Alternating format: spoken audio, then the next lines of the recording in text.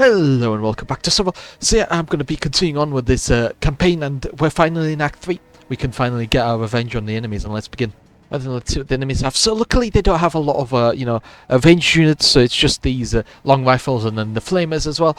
But hopefully we'll be in melee by the time that the flamers arrive. Because yeah, having to fight the flamers in just open combat is not something that I'm very happy to do. So we'll see how this works, won't we? Then yeah, you move this guy around the side. It's because that way we don't have to, take a charge from the Ratkin Abomination. Fortunately, we don't have any sort of, ruin, hexes of ruin, or so yeah, can't deal with it. So yeah, we hopefully can reach the end of this campaign and finally defeat our greatest foe, the Imperial Wizard. He is in fact the worst enemy that you could possibly imagine. He's evil and he's old. I don't know. Is the Imperial Wizard the worst enemy that we could have as an undead Wight Lord? I would assume like a cleric or something would be worse, because then they're like blessing you away. That definitely feels a lot more insulting than, just a fire wizard just burning you down, which is what we did to the Wight Lord in our, Imperial Wizard campaign. We just kind of burnt the guy down. Yeah, that was a fun time.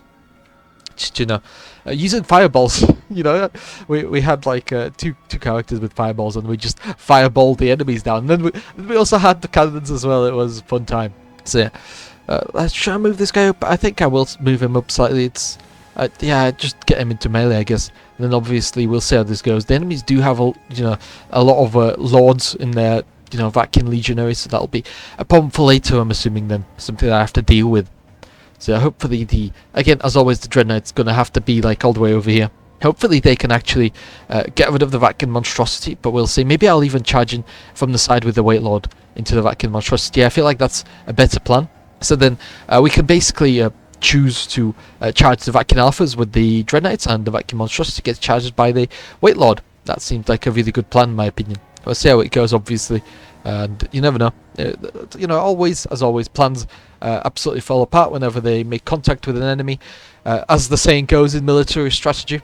So I don't know how useful we'll do against the Vatkin monstrosity, but I hope that we can absolutely get rid of it in like round one and do the same with the Vatkin Alphas. So that's the plan anyway. And while I'm here, I guess I could talk about Google. And I just wanted to talk about how Google is planning on building their own nuclear reactors in order to fuel their data centers. So, Google's obviously, cutting edge technology. They're at the forefront of this type of stuff, especially with AI. And a lot of these servers, they require a lot of GPUs, and they require a lot of electricity to run those GPUs in order to basically run their algorithms for the AI and self-learning and stuff like that. So, the reason why I wanted to talk about it is obviously because recently Google has basically been thinking about making their own nuclear power plants. And these aren't going to be like the standard nuclear power plants. Google doesn't need to provide enough electricity for an entire city. But they do need enough electricity for half a city. So they're building smaller nuclear reactors that can fit basically the description that they need them for, which is basically to just power these data centers. And yeah, I really like that we're going back to nuclear energy because it's relatively clean, and with the recent safety measures and stuff like that we've been able to develop from previous failures, they're not really all that dangerous. But again, as always, the biggest problem for the nuclear reactors is actually getting permission to build these sort of things, because a lot of people are in fact still very afraid of a nuclear reactor. Ooh, wow. Luckily we are in the forest, so that helps us quite a lot. They don't have the Banner of Mist, but still, the forest gave us a -3 the forest gave the enemies a -3 on their attacks, the amount of attacks that they, threw at us. So, that's very nice indeed. Can't lie, that's really nice. So yeah, it's really interesting how that's planning on being done, basically, because the governments don't want to build more electricity, so Google just basically decided, fine, we'll do it ourselves. Especially considering that these, servers, what? That was really bad. That was really bad indeed. But yeah, especially considering that these servers where Google trains their AIs are usually, servers themselves are usually quite large, and they require a lot of land, so they're usually not really built in cities, so usually built off to the side, which usually means that you have to, go out of your way to run power lines to these data centers. So usually stuff like that causes these data centers to not be built in areas that have are they running power lines? So obviously Google might as well build their own nuclear power plants just specifically for their own centers if they're not going to be connected to the power grid anyway. And on the other hand as well, it's probably better for Google that they're not connected to the power grid, because the power grid can fail sometimes. So if you have your own power reactor, that kind of lessens that, or it basically changes who's liable for any problems that result from the power reactor or electricity for the center going down. In this case, that being the power reactor, it kind of shifts the blame from government to Google themselves. So that is a lot more reliable, I guess, if Google does their own kind of like monitoring of electricity. And yeah, it's just a lot better, I guess. So let's see if... Oh wow, the skeleton spears. Pretty sure they're gone. Nope, one guy left. Okay. So that's really cool. And yeah, that's all I wanted to talk about, because yeah, it's really interesting how Google's planning on just building smaller reactors in order to power the data centers. It's really, I guess, novel and really cool. And yeah, and I just wanted to talk about as well rally car racing. And yeah, it's really crazy because these rally car races, they basically, people that watch them as well, they're just going through like middle of the forest, right? Both sides you got like bushes, and they're doing like really quick turns left and right, and they're going like 40-50 miles an hour. Like, I don't know how they can see where they're going. Obviously, it's usually two people in a rally car. You have the driver, and then you have the coordinator, which just tells the driver, 20, 45, so like 20 meters, that's 45-degree turn or something like that, and that kind of helps them, from crashing. That still doesn't change the fact that they're basically driving blind. They've just got a piece of paper that they might have driven on a track previously, and they're basically referencing the piece of paper in regards to where they are and where they're traveling to. Very crazy, if you ask me. Just the amount of... Why can't I shoot this guy? Hello? I can't shoot this vacuum warlock. Okay, fine. Fine, yeah, sure, why not? Just can't shoot the guy. A bit annoying, but I'll live through it. But yeah, it's just very, I guess, impressive, the amount of skill that they have. Oh, it's because this guy's in a melee. Yeah, wow. I can barely see this guy, and this guy was like one unit, and there was a bunch of space here, and I was like, why can't I shoot this guy? But it's because he's literally in melee. That's kind of crazy. He's so far away. He's like 3 to 2 models away.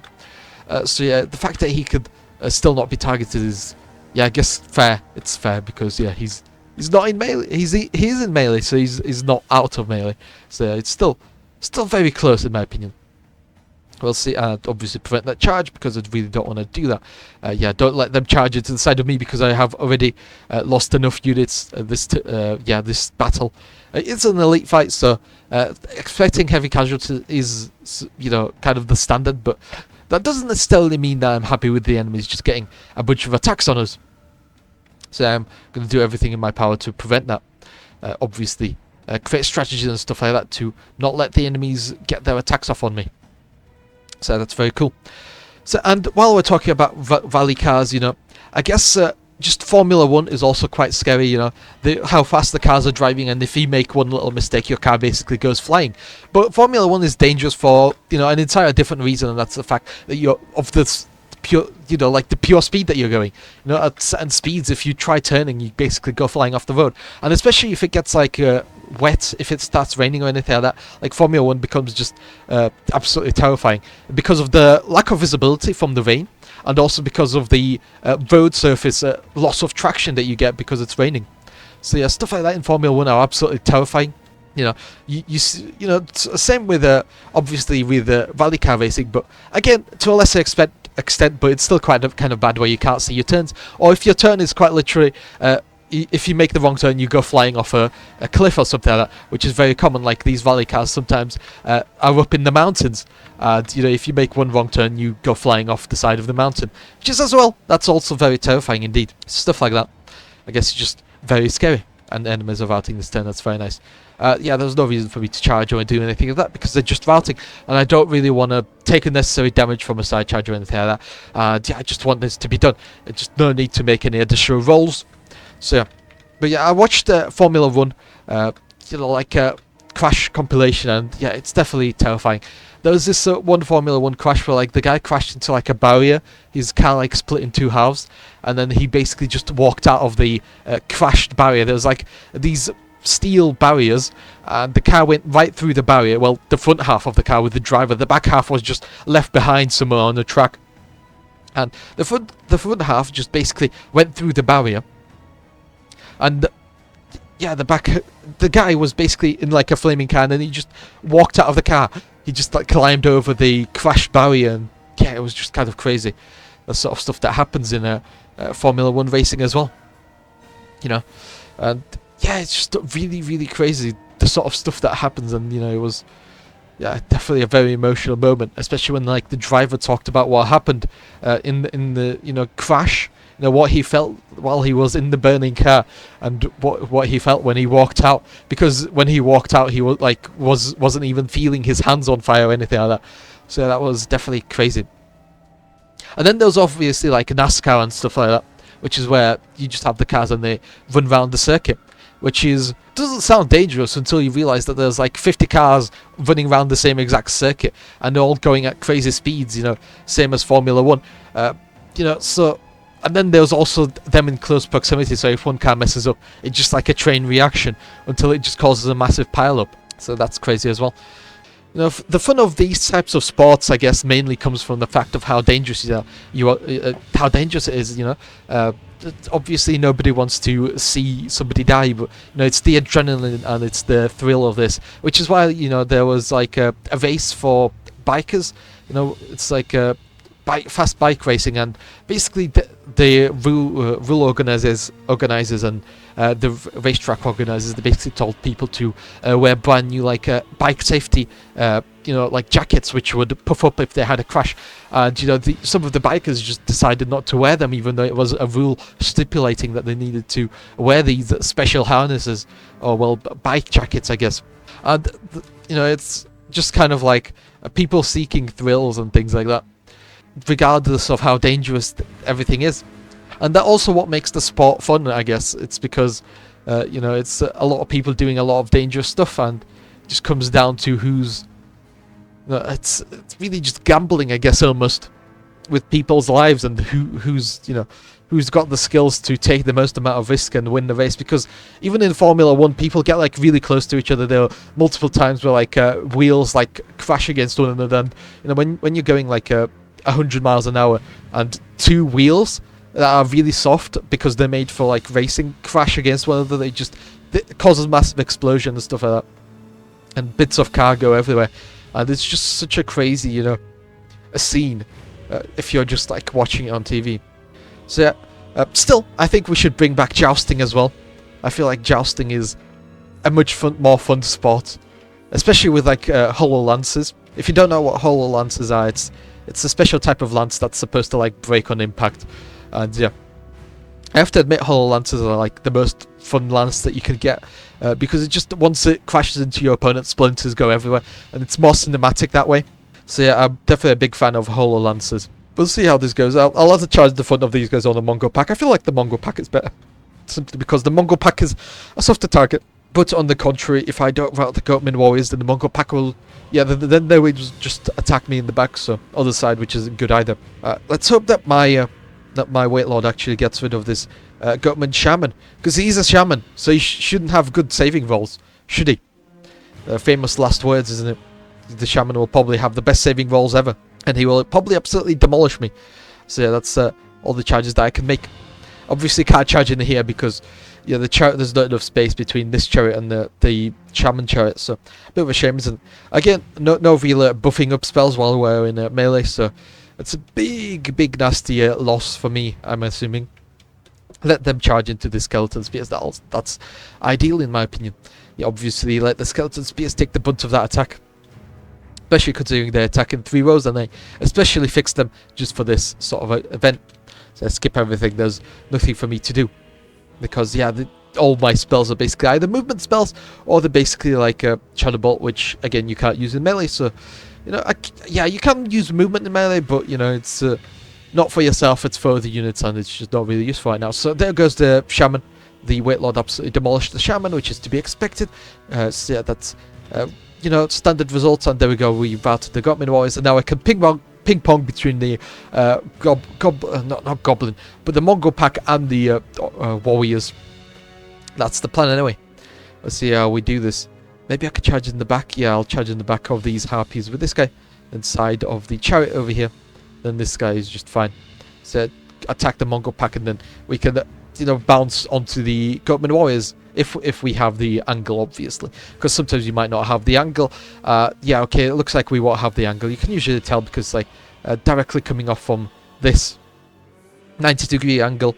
So, you know, if you were to do like 245 degrees, then in the middle it's basically, yeah, there we go. It quite literally shows you if you zoom in, like, this is your attack angle.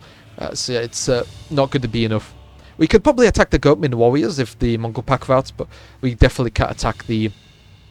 What's the word? Definitely can't attack the other Goatman warriors without the Goatman Longhorn in there. So that's a bit of a shame. So that's there we go. Move something like this. This guy's routing anyway, so it doesn't really matter. I guess I can Shadow Bolt him, try to get rid of him. It's a shame that Shadow Bolt doesn't get additional attacks. It constantly stays at 3, just gets more power. So yeah, that's just kind of a shame. I would have preferred more, and at least an additional Shadow Bolt would be really nice, but not the case. Very, very shameful. Like, I was expecting slightly better from Shadow Bolt. So, and this Mongol pack is actually able to get rid of one of the models from the Dreadnought unit, and they stay in melee as well. That's okay. That's very, very scary indeed. I was slightly expecting for us to do slightly better with the rolls. So, I watched Vsauce as well, and I watched you know, a special video about Vsauce and how, you know, the different shapes and things like that, and specifically about some of the rarer shapes out there.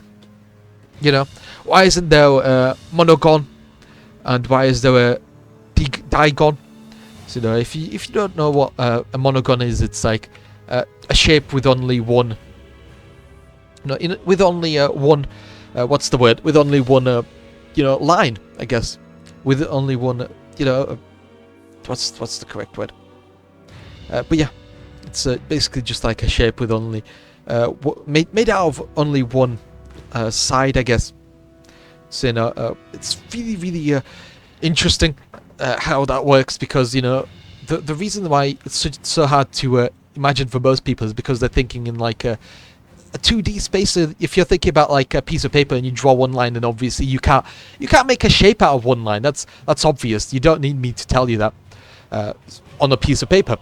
But if you were to fold that piece of paper up, that's how you get a monogon. Because basically, if you get like a sphere or a globe and you draw a line starting from one point and then you just drew it straight across the globe, then obviously it would come back to itself, and that's a monogon. One of the hemispheres becomes a monogon. So yeah, that's how you make a shape out of one line. And then obviously a diagon would be, you know, like a slice of a planet almost, where you get like one line and then you draw it, and then you get across, and then you get another line slightly off, you know, center, and then you draw it across, and then they would meet at the hemisphere. So if you have like the planet, you draw a line from one hemisphere to the other, and then you do like 45 degrees, and then you draw another line from the hemisphere to another hemisphere. And so yeah, that's really cool how that works. But obviously this is in 3D space, and so if you're thinking in 2D measures, like a piece of paper, then obviously you can't do that, because the two lines would never meet on a perfectly straight plane. So that's really cool. And I really like science and stuff like that. I actually, you know, I wanted to do higher maths and stuff like that, but, you know, I just didn't have the right maths teacher, and, you know, the higher maths was really difficult, and you needed to do like A-level maths, and then to do higher maths or further maths you needed. So yeah, it's just was really awkward to do further maths when my, you know, just normal A-level maths teacher just wasn't there. So yeah, just had to quit that, unfortunately.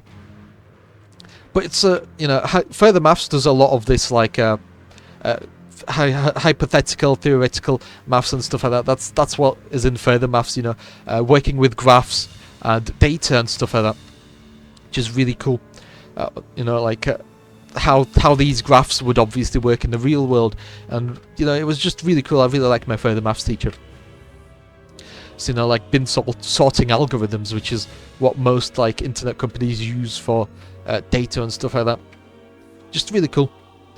Yeah, stuff like that. And this is where the whole, you're working in a hypothetical scenario type of situation works, because we live in a 3D world, so technically digons and monogons are a real thing, but because you are working in a hypothetical scenario where you're just working on a piece of paper or on a computer program, you don't always simulate the third dimension. You only simulate the first two, which is the X and Y. So yeah, it's just really cool. And yeah, never did the second year of further maths, but if I did, that's probably where we would have gone into the third dimension, because working in 2 dimensions is really difficult when you're working with complex algorithms, but it probably gets even worse when you're working in 3 dimensions. So stuff like that is really cool. And let's see. Yeah, I basically wanted to talk about the state of the UK rivers. So if you live in the UK, the only place that you can really go swimming is a swimming pool, and the reason because of that is because all the rivers are basically heavily polluted. Especially after rain, which is as funny as it sounds, it rains in the UK. Not that common during the summer, but during winter it just rains every other day, or it's just terrible weather. So stuff like that basically make it almost impossible to go swimming, because every single time it rains, all the sewer systems overflow, and obviously the only place where that water has left to go is into the rivers. It's really, really bad for you to go swimming in the UK if it's not in like a really controlled environment, like a swimming pool. There were like stories of like people practicing rowboating in like UK rivers and stuff like that, like the River Thames. And basically, number 1 rule when you go rowboating on the River Thames is to not go into the River Thames. It's just to stay in your boat, because the River Thames is so heavily polluted. And it's not just the River Thames as well, it's just all the rivers in the UK. They're just so heavily polluted because sewage runoff, industrial runoff, it's just all that other nasty stuff. Farming runoff as well. Although farming runoff is, it's kind of a mixed bag. It depends on what it is, the farming runoff. If it's just like fertilizers, then that causes algae blooms. So yeah, that's more. That's also toxic as well, because obviously that's where bacteria live. They live in algae blooms, so it's a completely separate type of problem compared to like heavy ironing, poisoning that you get from industrial runoff and stuff like that. So it's just really just not a good situation to be in. Don't go swimming. That's what you don't do. So I'm gonna take wounds on the dragon, because then he's hopefully gonna be full wounds on this camp over here. So let's do random event, and yeah, showing up and a captain, human captain. Why not? I guess not everyone is happy with the Empire, and yeah, we don't have enough money because we bought the captain, but I'm very happy with the captain. And there we go, Hex of Ruin. That's so nice. And yeah, you're showing up 200 weapons, cruelty. I don't need this, do I? Already have plenty of attacks on the Wight Lord, and especially considering how for some reason squishy he is, even though I gave him like a bunch of special stuff, so a bunch of upgrades and stuff like that. So let me give you a quick rundown on his ability. Heartseeker, reroll no vitality, as vitality, and now he also has unnatural power. He has eternal vein, and all this other stuff, and he still dies. So it's kind of 8 defense on the guy, but because you take basically the defense of the dragon, and the dragon only has 6 defense, so obviously the dragon is obviously going to let him down, isn't it? So yeah, 6 defense, the dragon is letting the Wight Lord down. If I could, I would remove him from the dragon, wouldn't I?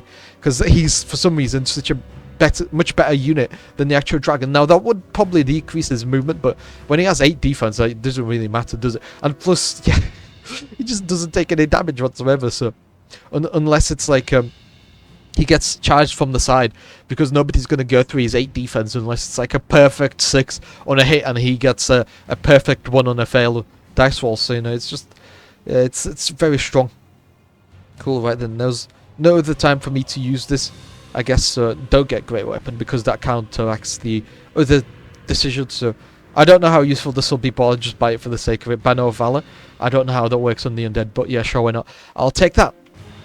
So yeah, And you know, the UK rivers, big problem with that is the fact that simply the waterworks companies and local governments just don't want to increase the you know, they don't want to upgrade the sewers, they don't want to add new sewers, and just causes, whenever it rains it all goes down in the sewers. Whenever people use their toilets, it goes down in the sewers. So the more houses you build, the more strain it puts on the sewers and stuff like that. And obviously nobody wants to upgrade them, you know, and that's a big problem, causes a lot of problems, that's for sure. I'll take additional. Should I take wounds or attacks? I'll just take attacks, because this guy's going to hit hard and he's going to die really fast. That's the plan anyway. Cool, let's go into the boss fight. Right then, let's see what we have over here. Oh wow, they have cannons.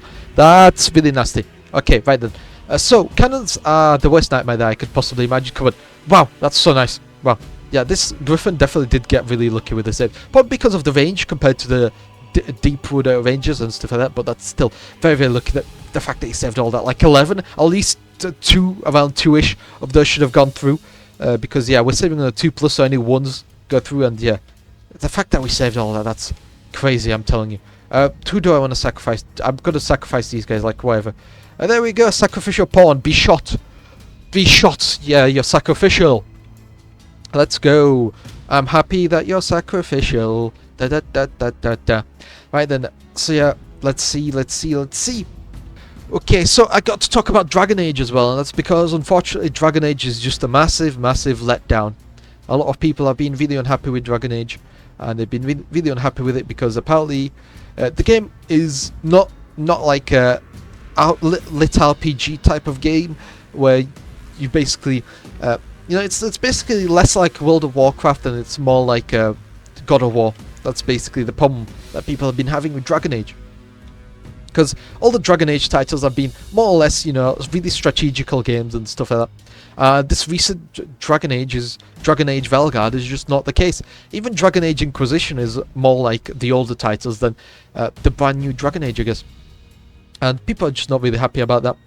And, you know, I don't know what to say about that. It's the game basically decided to use the Dragon Age title without actually being Dragon Age, and just really awkward whenever that happens, because it kind of destroys the old fanbase, or it tries to use the old fanbase in order to kickstart a brand new game or something like that. So it's really good that these guys got Banner of Mist.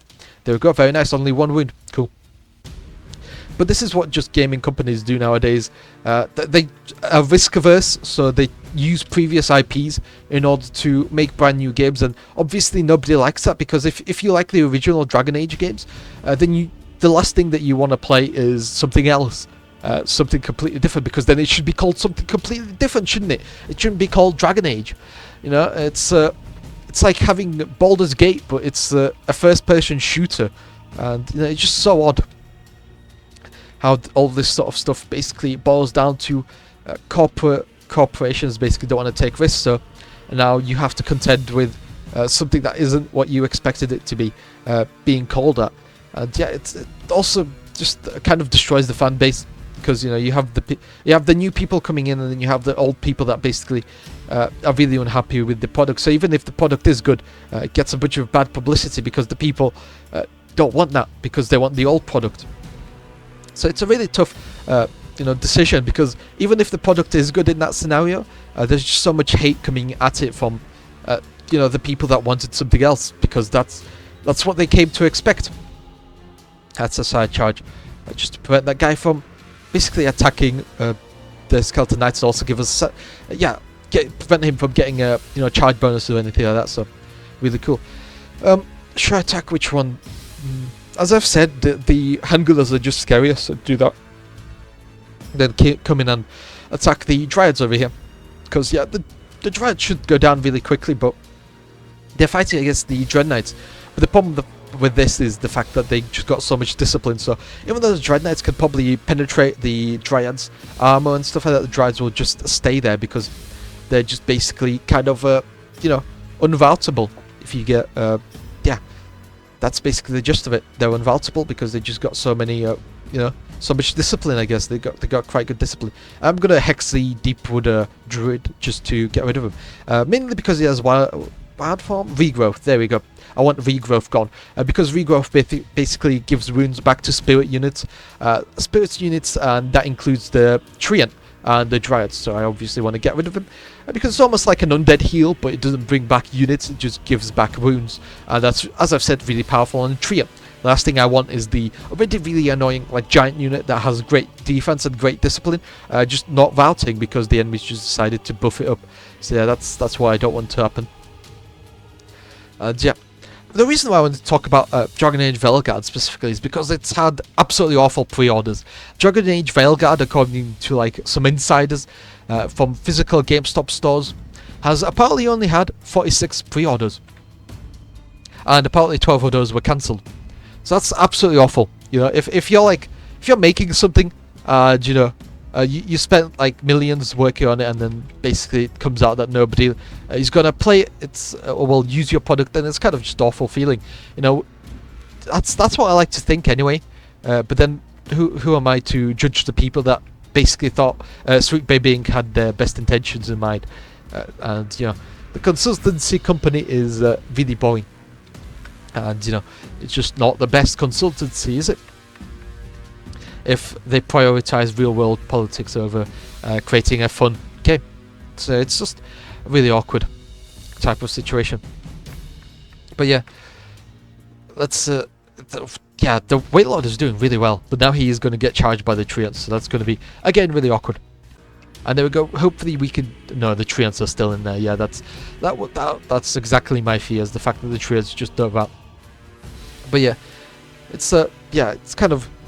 It's also really unfortunate for the people that were waiting for Dragon Age to come out. You know, they really liked the previous game and they wanted to see a continuation of it, and just for them to find out that, you know, it's not the story that they were expecting. You know, because even if Inquisition had a bunch of contentious points, because you know EA was heavily for trying to make it like multiplayer. That's why Dragon Age Inquisition has that, you know, really terrible grind. And that really, you know, large open world section where you just kind of run around, you know, just no fast travel. Well, I mean, it has fast travel once you discover the locations, but it's still kind of grindy getting to the specific locations to which you can fast travel, because not every single landmark is a fast travel landmark. It's just really awkward. But that's what people got used to, and it's just kind of a shame to basically watch that go to waste, I guess. You know, and you know, it's the 3 games. That's what people have been basically playing Dragon Age for. You know, you had Dragon Age 1, 2, and then Inquisition, and you know, Dragon Age, you know, Veilguard is just kind of ruining that by being something completely different. So it's just kind of upsetting, isn't it? Cool. We routed the dragon and we got rid of the guy that's gonna be healing the tree, and that's really good for us. And finally the Dryads routed, but I'm not gonna lie, Dryads aren't gonna be routing for long. They're just not the type to stay down for so long. Cool. Let's see. So yeah, it's just really it's gonna be a massive loss, and you know, EA's probably gonna have to cover that loss somehow. And you know, it's probably gonna come out of some other game that's gonna have really terrible monetization. It's just a really slippery slope. You know, one game fails, so they have to make profits from a different game, and then that other game fails because they tried making profits over a game. And you know, it just, yeah, as I've said, really a slippery slope. That's what it is, and it's just not good whatsoever. Yeah, it's just really upsetting whenever it does happen, because the potential's there. You know, if it were just called something else, and if the game actually wasn't like pretending to be something it wasn't in a trench coat, and maybe if the game had some I guess decent artists working in it in order to make the characters actually sensible, rather than you know, giving everyone like a 20% larger head. Like why would you ever do that? Like, in what world does it's like they tried to make Astrobot or something, like, oh, we gotta make the characters look cute, so let's make their heads 20% larger. Like, what sort of game decision is that? Like, at what point does somebody recommend to you just make the heads larger? Like, that's such a ridiculous notion. That's, yeah, it's just, where does that even come from? I just have no idea. Like, it's so out of the bag, you couldn't make this up. Like, if somebody made a joke about this, you'd think they were crazy. But it is true. So, like, where do you even get this sort of stuff from? Yeah, this dwarf foreman just absolutely demolished us. So it's just kind of, just a weird place to be in, I guess. You know, the game's ruined before it even released. Nobody wants to play it. You know, yeah, it's just, what you're gonna do, you can immediately know that it's gonna be a write-off. So if you have, like, how would that even, you know, how would that even work anymore? Because EA must actually see the writing on the walls. You know, they're not stupid. They got accountants. They got people that basically track pre-orders and stuff like that. They must see this. Everyone in the studio must see this. So, you know, but they just keeping quiet about this. And, you know, obviously Dragon Age is made by BioWare, but BioWare is owned by, obviously, EA, so just kind of awkward. The entire situation. It's going to be Concord all over again. You know, although Concord was Sony's, you know, a baby, I guess. Because, you know, Concord was sold to Sony as, like, almost this, you know, massively franchised series that they were going to make. It was going to be the next Star Wars type of situation. And then, you know, Concord came out and it was the opposite of Star Wars. It was one of the fastest live-action games to basically die because there weren't enough players to play the game. Yeah, it's just such an awkward situation. But that was Concord. You know, I guess it's a cautionary tale not to get extremely arrogant about your own, you know, goods, I guess. Because Concord was, you know, really hyped up. Everyone in the game development was, like, toxically in favor of the game. They were, like, always saying this good things about the game, and they never actually self-reflected, which is why Concord had all those terrible designs. And we see the same thing in Dragon Age. As I've said, why make the heads 20% larger? Like, what benefit do you get from that? That's so odd. You know, it's really crazy. I can't wrap my head around this. Why 20%? You know, why not just make it 50% at that point? You know, why not go for the full Funko Pop type of look? Like, it's so ridiculous. That's also unfortunate for the enemy Foot Knights that they got two really bad rolls because, yeah, they had 7 morale check and they both got above a 7, which is, you know, like half. So, you know, it's just really unfortunate for them. Yeah. So let's see, what else can I do? I'm gonna charge the Dryad. Yeah, I'll charge the Dryads. Try to get rid of them, obviously, because they're gonna charge me anyway. So, might as well try to charge them. We'll see what happens over here. I probably should try to avoid the deep guards, shouldn't I? Because deep guards are just really, you know, difficult to deal with, I guess. Yeah, they're very, very difficult because, yeah. And then let's hope that the Griffin saves this. Yes. Wow, you cannot believe how close that was. Yeah, the Griffin only 1 wound as well. 1 wound for the captain as well. I don't know if the captain dies, if the Griffin dies. I'm pretty sure it does. That's what happens for mounted lords. But if they're in like a unit of like, yeah, if they're like in a foot unit, then that's fine. They don't get destroyed. But if they're in like a unit of, if they're mounted, then they do get destroyed if that mount dies. I guess it's kind of like them falling off a flying creature, so they kind of just die, rather than if they're already on the ground and they can just act separately. So it's kind of a, I guess, whatever, in terms of Concord and other stuff like that. It's I don't know what to do about it. There's practically no way to fix it at this point. And, you know, yeah, Dragon Age, no way to fix it. Nothing to be done. It is just going to be not a Dragon Age game, pretending to be a Dragon Age game. And there's going to be people upset about the game, that it's not Dragon Age, and then there's going to be people upset about the, you know, about the people upset about Dragon Age if they do like the game, because it's basically what they like, even though they never played the previous installation. So, no, it's really weird. It should have been like a spin-off at the very least. Like, yeah, I don't know. It should not have been a continuation of the story if they were going to change it so drastically. They should have probably gone for a completely different like story style and just set in the same world. I guess the best way to phrase it is, I guess, if you know League of Legends, how they have obviously, you know, their game, which is like, you know, obviously, you run round the map and you have 3 lanes and then you have minions and you have towers.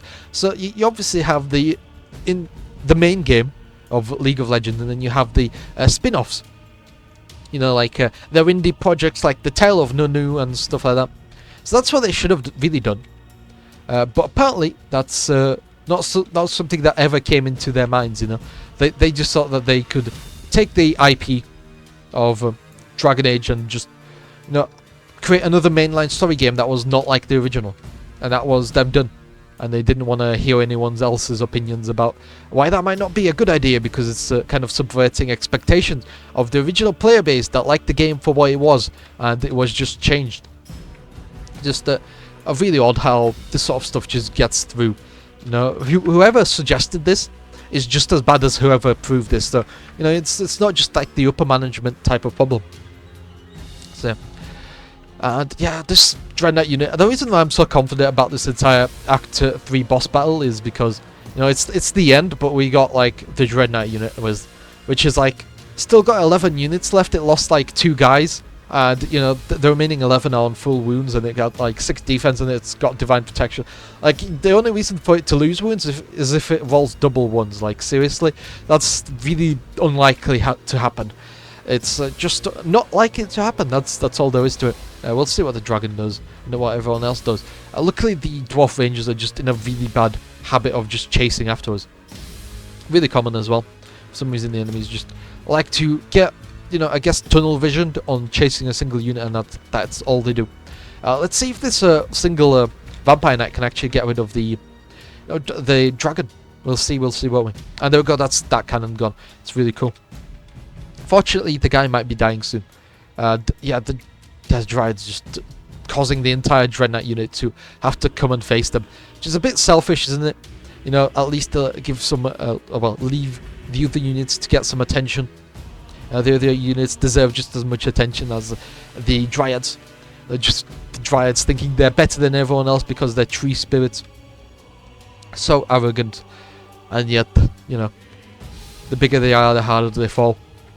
Massive trees, 2 wounds each on them, which is really nice, but only 1 attack. Yeah, the Dryads are really like that type of you know, I guess anvil type of unit. You really just want them, I guess, down, and yeah, you don't really want them in melee. That's all I'm gonna say about these guys. I'm gonna charge after them. Why not? But yeah, the enemies are wavering now. They should be routing sometime soon. Like, I really don't have highest of hope for them. That's ooh, come on, you have to save it. You have to save it. No, there goes my vampire knight. He never got to fight the dragon. That would have been an epic battle. A green dragon versus the vampire knight. Unfortunately, it was not to be. And there we go. We lost we lost the griffin.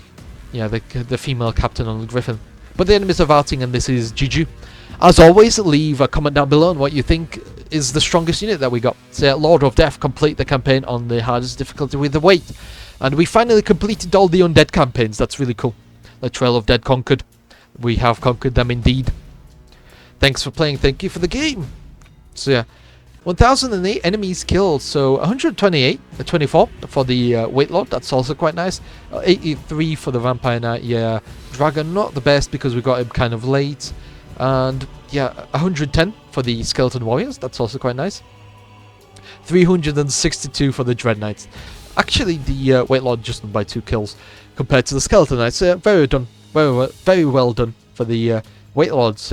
So yeah, don't forget to obviously like and subscribe if you want to see more content like this. And don't forget to check out one of my other series. Bye-bye.